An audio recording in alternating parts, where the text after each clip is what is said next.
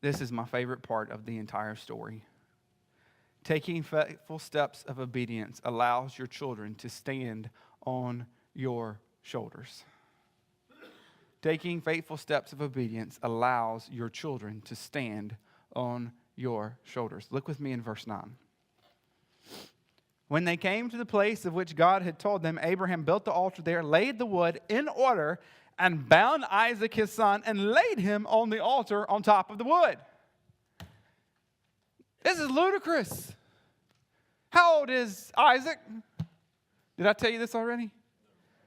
He's somewhere between 16 and 22. All right?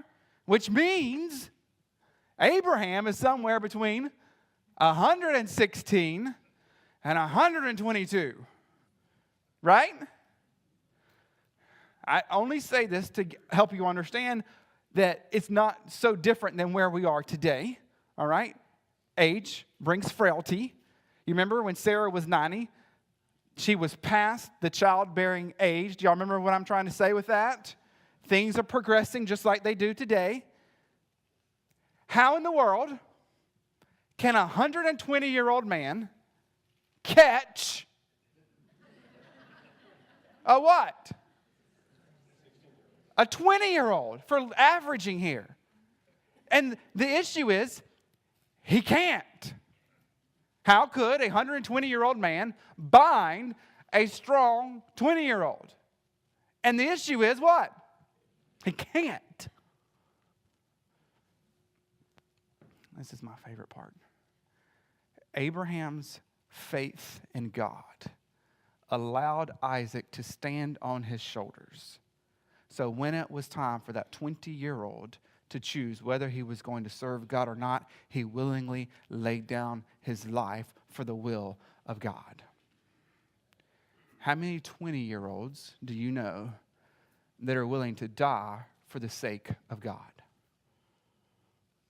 When I say that Abraham's work and discipling allowed Isaac to stand on his shoulders, what I mean is that Isaac's starting point was up here, Abraham's starting point was down here, but Isaac was able to start further along in his spiritual journey. Why?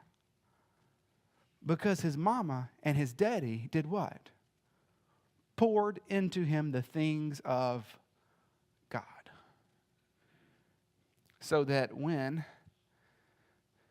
Isaac was bound by Abraham, instead of fighting and thrashing and saying, I don't trust God, what did Isaac say? Nothing. Maybe. Or maybe, I don't know what he said, but his actions showed this. Not my will, but your will be done. Which again points us to who? Jesus, who willingly gave his life so that we can live. And here's the question. Are you raising children who are pointing people to Jesus?